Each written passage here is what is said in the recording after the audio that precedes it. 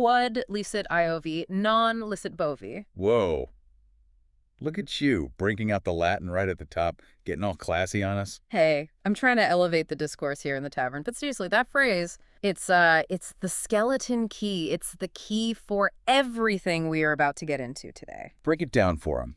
What is permissible for Jove, for God, is not permissible for the ox. Or, let's put it in the language of the people actually listening to this deep dive. Yeah, let's see. The gods get to do whatever the hell they want. The cattle, and that's us, by the way, the plebs, the working stiffs, we get slaughtered if we even think about doing the same thing. It is the absolute most concise statement of the double standard. And I'm looking at this stack of papers you've just dumped on the table between us. It's a massive, chaotic stack. It is. You've got, what, ancient translations of Suetonius all curled up? Mm-hmm. And then right next to it, is this a Fox News printout from, like, this morning? It's a mess, but it's a deliberate mess. Because we are going deep today, real deep. We're looking at the whole concept of the island, the private retreat, the place where the laws of man, they just don't apply. Right. And we're going to prove a very specific and honestly a slightly terrifying thesis. Which is? History is a flat circle. The technology changes. Sure, we go from papyrus scrolls to iPads, from rowing galleys to Gulfstream jets. But the behavior of the ruling class is stagnant. It hasn't changed in 2,000 damn years. Shit repeats itself. It really, really hasn't. I mean, we're looking at sources here that span millennia. We've got Suetonius, the Roman biographer who just loved the gritty, nasty details of the Caesars. How is the original TMZ? Totally. Then you've got Livy, the guy who documented all the moral panics of the Republic. And you even threw in Procopius, the guy who wrote the literal secret history of the Byzantine court, the original burn book. The original burn book. And then sitting right on top of all that ancient history, we have these reports from 2026, right now. We've got declassified documents about Jeffrey Epstein. We have flat-out Israeli intelligence denials. We have what we're just calling the modern island files. And the chilling thing, the thing that gets you, is when you lay them side by side, the architecture of the scandal is identical. The psychological profile of the monsters involved. It's a carbon copy. It's the same story beats. It's the story of the island on one side versus the conspiracy on the other. It's about who owns the truth and who gets crushed by it. Mm-hmm. So here's the mission for this deep dive. We are going to expose that double standard. We're going to tour the private islands of antiquity and compare them piece by piece to the private islands of today. We're going to figure out who the whistleblowers were before WikiLeaks existed. And spoiler alert, they're usually people treated like furniture. The ones who see everything because they're not supposed to be seen at all. Exactly. And then we're going to look at what happens when the cattle, the oxen, the plebes, us, try to have our own secret party. I'll give you a hint. The hammer comes down very, very differently depending on who is holding the wine cup. You got it. So, grab a drink, pull up a chair, let's unpack this goddamn nightmare. And we have to start with the archetype, the OG. Before there was Little St. James, before there were billionaire bunkers in New Zealand, there was Capri. The Villa Jovis. Yeah. The villa of Jupiter himself. Emperor Tiberius. Oh. Now, for the listener who, maybe dozed off during Roman History 101 or who only knows Rome from the movies, we got to set the scene. Who is this guy, Tiberius, and why did the most powerful man in the known world just up and run away to a rock in the middle of the Mediterranean? Okay, so you have to understand the psychological weight on this man. Tiberius is the guy who has to follow Augustus. Augustus was the charmer, the builder, the man who, quote, found Rome brick and left it marble. He was a PR genius. A total PR genius. He created the whole system. Tiberius, he's the dour stepson. He's a brilliant general, an absolutely brilliant military commander, but he hates people. He hates the Senate. He hates the crowds in the forum. He hates the noise. By 26 AD, he's been emperor for over a decade, and he's done. He's burnt out. He's the guy who just wants to log off. He wants to mute the global group chat and just chuck his phone in the ocean. That's a perfect modern analogy. Yeah. He wants to govern by memo, by correspondence. So he just pieces out and retreats to Capri. And the geography here, this is not an accident. Suetonius describes it so vividly. It's not just a vacation home. It's a fortress built by nature itself. Rugged cliffs of stupendous height. That's the phrase he uses. Stupendous height. And that matters because it dictates the entire security setup. Absolutely. There's basically one way in a narrow beach. That's it. If you are up at the Villa Jovis, which is perched on the absolute highest point of the island, you have a 360-degree view of the sea. You can spot a ship hours before it lands. No one, and I mean no one, sneaks up on Tiberius. It's total information awareness for him and total blindness for everybody else. Exactly. It's the ultimate gated community. It's a damn supervillain lair. And this isolation, it does something to his brain. In Rome, he had to wear the mask. He had to play the part of the princeps, the first citizen. He had to at least pretend to care about what the senators were whining about. Right, he had to go through the motions. But on Capri, the mask comes off. He doesn't have to pretend anymore. He's the king in his castle. And this is where Suetonius gets, well, this is where he gets really dark. He starts describing what happens when absolute power meets absolute privacy. And he introduces us to these places called the Cellaria. The Cellaria, Yeah. translate that for us because it sounds almost pleasant, like a sunroom or a patio or something. Yeah, it literally translates to something like places for sitting or settees. But in this context, Suetonius is describing these specialized apartments or lodges built into the woods and groves all over the island. These were, to put it plainly, lewd houses. Yeah. Sex dens. And he didn't just build them, he curated them. Oh, absolutely. He decorated them with, and I'm quoting here, lascivious pictures and statues. And crucially, he stocked them with the books of Elephantis. Which were basically what? The Kama Sutra of the Roman world. The instruction manuals. Pretty much. Elephantis was a Greek writer, probably from the Hellenistic period, who wrote these illustrated guides to every sexual position and act imaginable. So Tiberius puts these books in every room so that anyone performing for him or with him would never want for a pattern. They could just look at the book and know exactly what grotesque thing was expected of them. That detail is so bureaucratic, it's chilling. It's not just passion or vice, it's a system. He's standardizing the depravity. He's creating a standard operating procedure for his own personal hell. And of course, he created a whole department of personnel to go with it. Suetonius mentions the Spintrion. The Spintriae, yeah, what were they? Well, this term causes a lot of debate among historians, but in Suetonius' text, it's pretty clear he's referring to a specific group of people. He calls them inventors of monstrous copulation. Inventors, wow.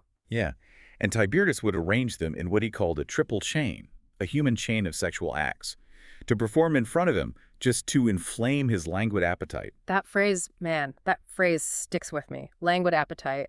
It implies this terrible, soul-crushing boredom. This is a man who has access to everything. Every food, every wine, every person on earth, and he feels nothing. He's totally numb. Completely. He needs to engineer these elaborate, grotesque, theatrical scenarios just to get a pulse, just to feel something. It's the hedonic treadmill in its most twisted, absolute form. You need more and more extreme stimuli just to get the same hit of dopamine. And because he's the damn emperor, there are no guardrails. There's no one who can say no. There's no HR department on Capri. Well, speaking of no one can say no, we have to talk about the little fishes. This is the detail from Suetonius that always makes people physically recoil when they hear it. It's the detail that, for me, just defines the whole island mentality. It is without a doubt the most disturbing part of the biography. Suetonius writes that Tiberius trained small children, whom he called his pisciculus, his little fishes, to swim around him while he was taking a bath. And do what? To nibble at him, to swim between his legs and playfully, or not so playfully, nibble and lick at him. He saw them as toys, as props, not as future citizens, not as human beings with souls. They were just toys. It's just horrific. It is the ultimate dehumanization. It turns human beings into pets, into accessories for his perversion. And this is all happening in a palace surrounded by unimaginable luxury while the rest of the empire is just trying to survive, pay their taxes, not die of plague. But this brings up the enforcement mechanism, right? Because you can't run a horror show like this without some muscle. Yeah. What happens if you break the rules on the island? What happens if you displace the god? The leap. The leap. Describe the leap for us. There is a specific spot on Capri. Tourists still go see it today. A high cliff with a sheer, terrifying drop straight into the sea. Suetonius tells us that when Tiberius wanted to get rid of someone, a victim who wouldn't play along, a political enemy he'd summoned, maybe just someone who bored him, he would have them thrown off this cliff. But the fall itself wasn't enough for him. That wasn't a sure thing. No, because Tiberius was, above all, a thorough man. He had a detachment of marine sailors from the Roman fleet stationed in boats at the bottom of the cliff. Their only job was to wait for the bodies to hit the water. Oh, God. And then beat them with oars and boat hooks to make sure they were dead, to break their bones to finish the job. That right there, that is a perfect image of the island. You have the elite, the god, partying in the villa at the top, indulging in the books of Elephantis, and then you have the Marines, the state security apparatus, waiting at the bottom to literally crush anyone who falls out of favor. It's a completely separate reality. The laws of murder, the basic laws of human decency, they just don't apply to Jove. That's the crucial analysis here, isn't it? It's not just about sex or violence or parties. It's about the creation of a zone of exception, a place where the ruler is literally a different species than the people he rules. He is the predator. Everyone else is just prey. Exactly. Which brings us, uncomfortably, but I think necessarily, right into the present day. Because when you read about Capri, about the isolation, the specially designed rooms, the training of victims, the absolute power, it sounds way too familiar. It sounds exactly like the news cycle we were living in right now. It sounds exactly like the news. It's uncanny. All right, let's pull up that Fox News file from the stack. We're jumping from 26 AD to 2026, 2,000 years in the blink of an eye. We're talking about the recent release of documents linking the former Israeli Prime Minister Ehud Barak to Jeffrey Epstein. Right. And we need to be very, very precise here with what the sources are saying. Because as the news report itself states, there are massive categorical denials involved. The big allegation floating around, which Fox mentions, is that Epstein was a Mossad operative. A spy, that he was running an intelligence operation. Exactly. And you have former Prime Minister Naftali Bennett, you have the ex-Mossad chief Yossi Cohen, all coming out with these 100% denials. 100% false. Epstein never worked for us. This is total nonsense. And at the same time, you have the current political drama. You have Netanyahu using these files as a political cudgel against Barak, claiming that Barak's relationship with Epstein somehow undermines Israeli democracy. It's a messy, brutal political fight. It is. But I think you want to focus on what Barak himself admits to in these documents, because this is where that island psychology comes right back into focus. That's it. Barak admits he visited Epstein. He admits to visiting the New York townhouse multiple times. The townhouse, which, by every single account from the victims and the police reports, was the modern Villa Jovis, the weird decor, the cameras hidden everywhere, the secrecy, the constant flow of young women. The complete horror show. And what does Barak say he was doing there? He says he was there for breakfast, lunch, or dinner. And he makes a point of specifically mentioning that he was there with respected American public figures. Respected American public figures. That's the shield, isn't it? I wasn't doing anything wrong. I was just networking. I was hanging out with the other elites. But here is the quote that just kills me, the one that makes it all click. He says, and I quote, "I never witnessed improper behavior." I saw nothing. I mean, how is that even possible? We know what Epstein was doing. We know what that house was for. We know about the girls. How does a former prime minister, a man with elite intelligence training, a guy who was trained to spot a threat in a crowded room from a mile away, how does he sit in that house multiple times and see nothing? It's the brotherly take, isn't it? It's the exact same dynamic as the Roman senators who would visit Tiberius on Capri. Do you honestly think the Roman elites didn't know about the Spitz-Tree? Do you think they hadn't heard the rumors about the little fishes? Of course they knew. They all knew. They all knew. But when they were in the room with Tiberius, what did they do? They looked at the ceiling, they complimented the wine, they talked about the grain supply. They practiced strategic blindness, willful ignorance. Exactly. The island, whether it's Little St. James or the New York townhouse or Capri, it is designed to allow for that denial. The whole thing is compartmentalized. You can be having a respected conversation about global politics in the dining room, while absolute soul-crushing depravity is happening in bedroom down the hall. And as long as that door is closed, you can plausibly say, "I saw nothing." It's a feature, not a bug. The entire architecture of these places, physical and social, is built for plausible deniability. And that blackmail aspect that's mentioned in the Fox report, the whole idea that Epstein was collecting dirt on everyone, that just mirrors the Spintriae perfectly. How so? Explain that connection. Well, think about it. Tiberius used the Spintriae and the Salaria to compromise people. If you participated, if you were part of that triple chain, you were owned. You were dirty. You couldn't go back to Rome and lead some moral crusade against the emperor because you were part of the filth. You were implicated. Right. Your hands were dirty, too. Epstein's operation was the same damn thing. If you're on the flight log to the island, if you're in a picture in the townhouse, if you're on a videotape from a hidden camera, you are compromised. It's a control mechanism. It's mutually assured destruction, but with depravity instead of nukes. If everyone is guilty, then no one is guilty. And the emperor or the financier holds all the negatives. He holds the keys to everyone's destruction. Exactly. But this brings up the question that always nags at me. In 2026, we have hackers, we have WikiLeaks, we have the internet, data gets out. But in 26 AD, on a goddamn cliff accessible only by a single beach, how did anyone know? How do we even have these stories? Why does Suetonius know about the little fishes? That is the fascinating part. The leak. How did it happen? Yeah, if there's no Wi-Fi on Capri, how does the data get out? The answer is simple, and it's terrifying in its own way. The human recording devices. The slave. The slaves. The furniture that breathes. That's exactly how the Romans viewed them. To an elite Roman like Tiberius, a slave wasn't a person. They were a tool, a speaking tool, as the writer Varro called them, an animate object. So Tiberius or Nero or any of these guys, they wouldn't hesitate for a second to do the most heinous, twisted things right in front of a slave. They wouldn't worry about a slave overhearing a conspiracy to murder a senator, because why would you worry about the lamp? Why would you worry about the furniture? But the furniture has ears, and the furniture has friends. And that's the whole ball game. These slaves weren't robots. They were human beings. They had families, friends, networks.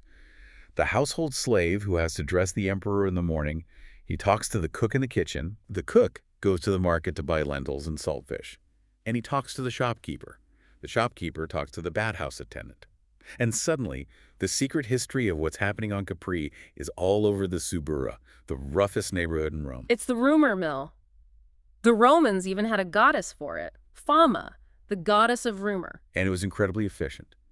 We think of the ancient world as slow, but information, especially juicy, scandalous information, traveled like wildfire in a city as dense as Rome. And they had their own version of Twitter. The walls. Graffiti. We see thousands of examples of it preserved in Pompeii, and we know it was all over Rome. If the emperor was a freak, if a senator was corrupt, if a general was a coward, someone would scratch it into the plaster on a public wall for everyone to see. Tiberius swims with children. Nero killed his mom. That's exactly the kind of thing they wrote.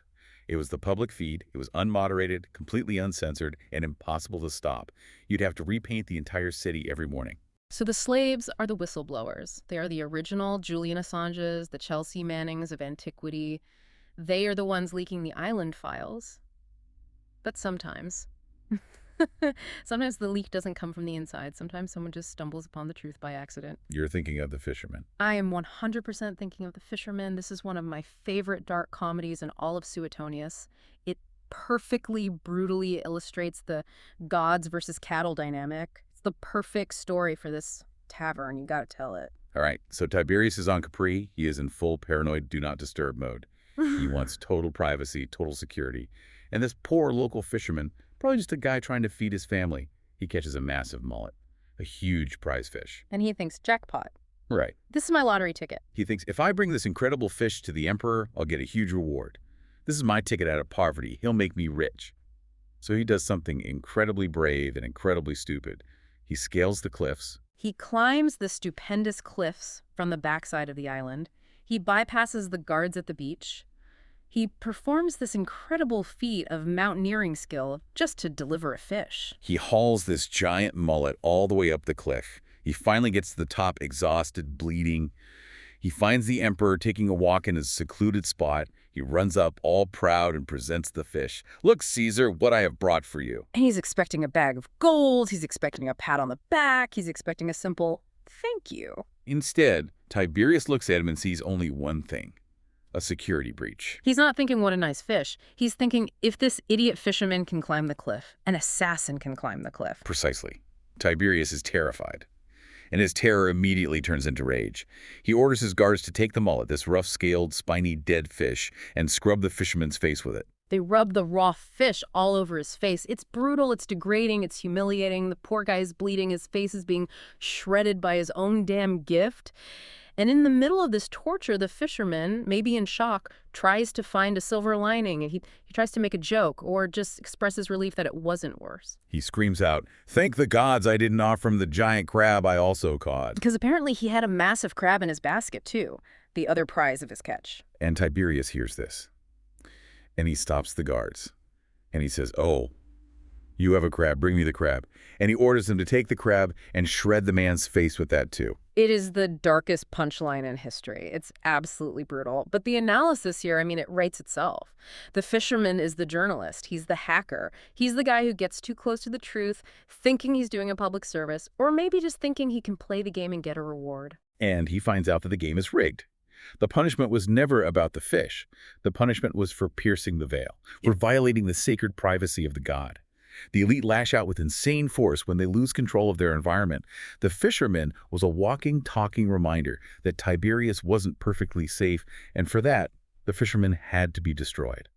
So we've established what the gods are allowed to do. They can have murder islands. They can have triple chains of vice. They can shred a guy's face with seafood for bringing them a gift. But what happens? What happens when the cattle try to organize? What happens when the plebs get together and say, hey, you know what? We want a secret party too. Oh, then you get the Bacchanalia of 186 BC, and that is a whole different ballgame. This is the pivot. This is where we see the double standard in bloody, stark action. Set the scene for us. What was this cult of Bacchus? Okay, so originally it was a fairly standard, small religious rite. Bacchus, or Dionysus if you're Greek, is the god of wine, frenzy, liberation. And his cult in Italy was mostly women. They would meet a few times a year. During the day, he was respectable, he was fine, nobody cared. And then came a woman named Pecula Ania. The priestess who changed everything. She disrupted the cult, if you want to use modern tech pro speak. She was a startup founder who decided to scale the operation aggressively. First, she started admitting men. Her own sons were the first initiates. Big change. Huge change. Then she moved the rites from the daytime to the night. And finally, she increased the frequency from a few times a year to 5 times a month. She scaled it up. She turned it into a franchise. And that's when the rumors, the moral panic started. Livy, the historian, he goes hard on this. He lists all the allegations. Etes, promiscuous matings, the mingling of men and women, young and old, the loss of all modesty. But then he adds more. Livy claims that perjured witnesses, forged seals and wills, and even poisonings all came out of this workshop of corruption. Wait, pause on that for a second. Forged seals and wills. That doesn't sound like a sex cult. That sounds like organized crime. That's the key. You have to understand, the Roman Senate didn't really care about the sex. The city of Rome was full of sex, both legal and illegal. They didn't give a damn about that. Right. The Senate cared about the organization. It's a network. The network. The state claimed that the backants were using the noise of the party, the drums and cymbals, to drown out the screams of people being sexually assaulted or murdered, sure. But the real fear, the deep political fear, was that the plebes were creating a state within a state. A parallel power structure. Exactly. They had their own hierarchy of priests and priestesses. They had their own funds collected from members. They had their own secret oaths of loyalty that superseded loyalty to Rome. They were a secret network that the Senate didn't control, and that was terrifying to them. Conspiracy. That's the exact word the consul Postumus used, conjuratio, a swearing together, an oath-bound conspiracy. So how did they bust it? Because this wasn't just a simple raid on a party. This was a full-blown Department of Justice investigation, ancient style. They needed a whistleblower. They needed an insider. Enter Hispalia Ficenia. The Linda trip of 186 BC. That's a great way to put it. She was a freedwoman, a courtesan. She had been initiated into the rites when she was a slave, but now she wanted to protect her new lover, a young, respectable guy named Abusius. His own mother was trying to force him to join the cult. What? Allegedly to get him killed or compromised so she and her new husband could take his inheritance. Jesus. So even the elite are using the cult for their own shitty financial gain. The mother wants the money, so she feeds her own kid to the cult. Hispalia finds out and tells Abusius, do not go in there. It's a slaughterhouse of virtue. Abusius, panicked, goes to the consul. The consul brings in Hispalia for questioning. She's terrified. She knows that if the cult finds out she talks, she's a dead woman. But the consul offers her state protection. So she spills the beans. She tells them everything. And the crackdown is... It's scorched earth. The Senate passes an emergency decree, a senatus consultum. They shut down all the meetings across Italy. They issue arrest warrants. They round up, according to Livy, 7,000 people. 7,000 people? That's a stadium full of people. And Livy notes a chilling statistic.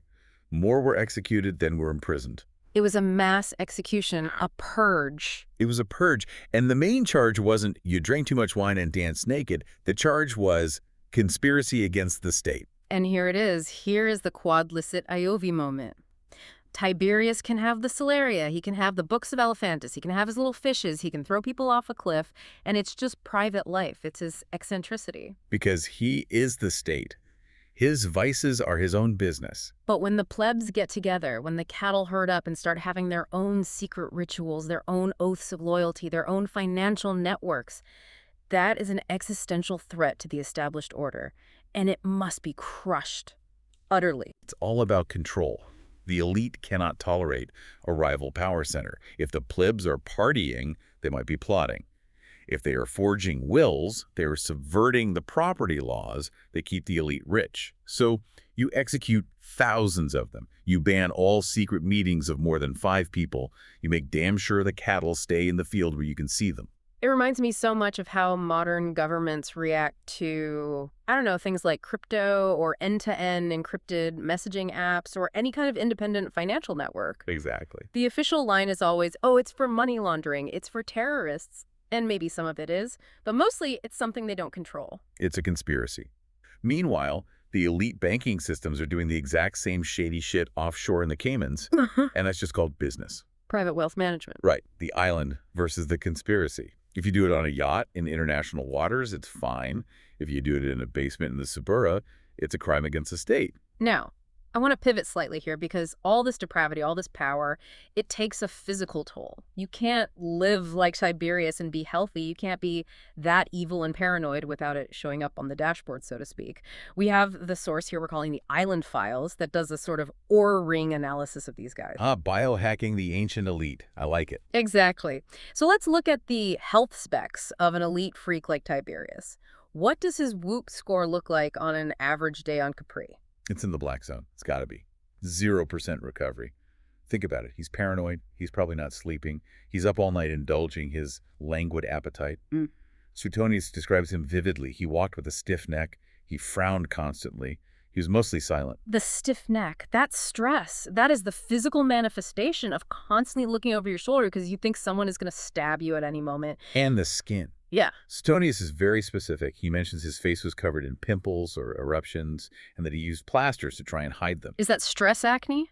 Or is that, liver failure? Well, let's not forget his nickname in the military back when he was a general. They didn't call him Tiberius Claudius Nero. They called him Biberius Caldius Mero. Drinker of hot wine. Biberius drinker. Caldius of hot. Mero wine. So the man was a known alcoholic. He was sleep-deprived. He was paranoid. He was physically falling apart. Now, compare that to the pleb diet.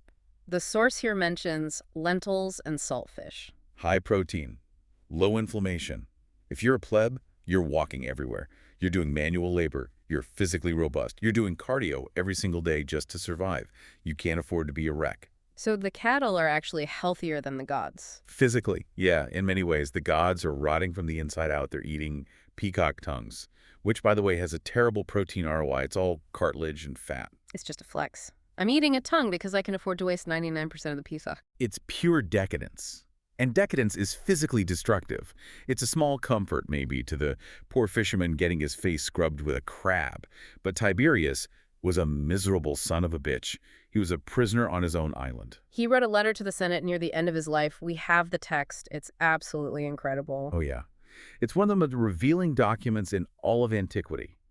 It's a look inside a broken mind. He writes, and I'm paraphrasing a bit, what to write to you, conscript fathers, or how to write or what not to write at this time. May all the gods and goddesses destroy me more horribly than I feel myself dying every day if I know. He's admitting he's in hell, his own self-made hell. He is the master of the world, and he is begging for death. He knows he's a monster, and he knows everyone hates him, and he can't stop. He's completely trapped in the machine of depravity that he built for himself. And here's the kicker. His files, the real dirty stuff from Suetonius, it didn't really come out until he was gone, or until it was politically useful for the next guy. Which brings us to the burn book, the concept of the secret history. Right.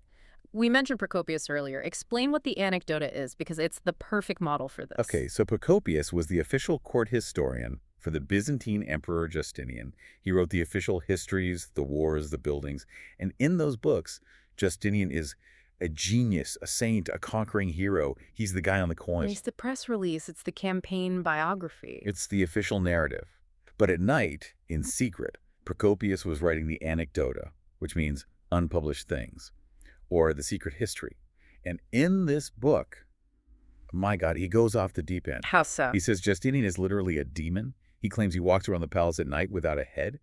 He says the Empress Theodora was a former prostitute and a nymphomaniac who performed obscene acts on stage with live geese. With geese. I won't go into the details, but yes, it's the Pizzagate of the 6th century. It is the most vile, salacious, conspiratorial stuff you could possibly imagine. But why write it? Why take that risk? If he was caught, he'd be executed. Because he couldn't publish it while they were alive. He wrote it as insurance, or as vengeance. It's the file that drops when the regime changes. It's the compromat that sits in a safe, waiting. And that mirrors the modern situation perfectly. Look at the Epstein files again. Why are they coming out now in drips and drabs? Why are we seeing the emails about Ehud Barak and his breakfasts right now? Because it's politically useful now. Yeah. Look at the context in the Fox News report.